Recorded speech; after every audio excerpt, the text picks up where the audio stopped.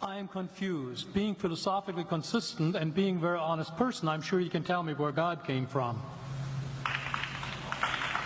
And in addition, once you've told me where God comes from, please try to clarify how you can figure that a spiritual force can have an impact on a material universe to create it.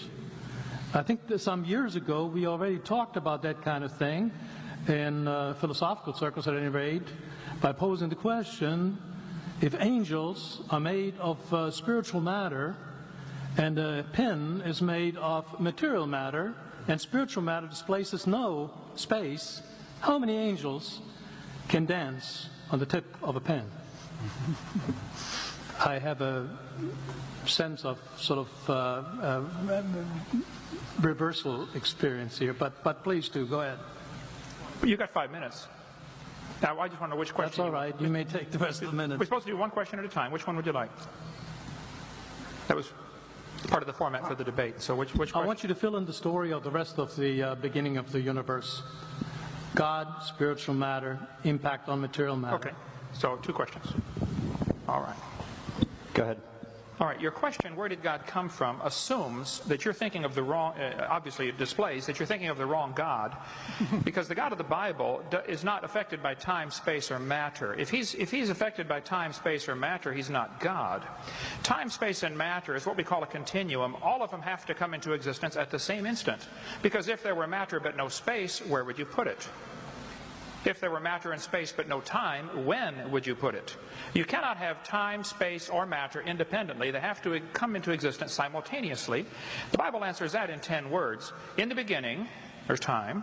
God created the heaven, there's space, and the earth, there's matter.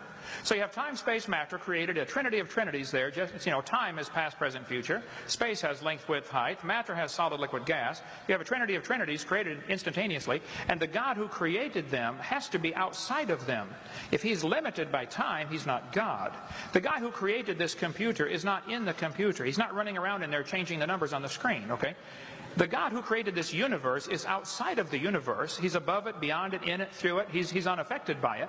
So the concept that a spiritual force cannot have any effect on a material body, well then I guess you'd have to explain to me things like emotions and love and hatred and envy and jealousy and rationality.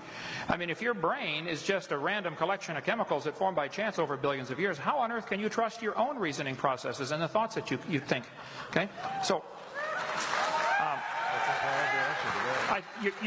your question, where did God come from, is assuming a limited God. And that's your problem. The God that I worship is not limited by time, space, or matter. If I could fit the infinite God in my 3-pound brain, he would not be worth worshiping, that's for certain. So that's the God that I worship. Thank you.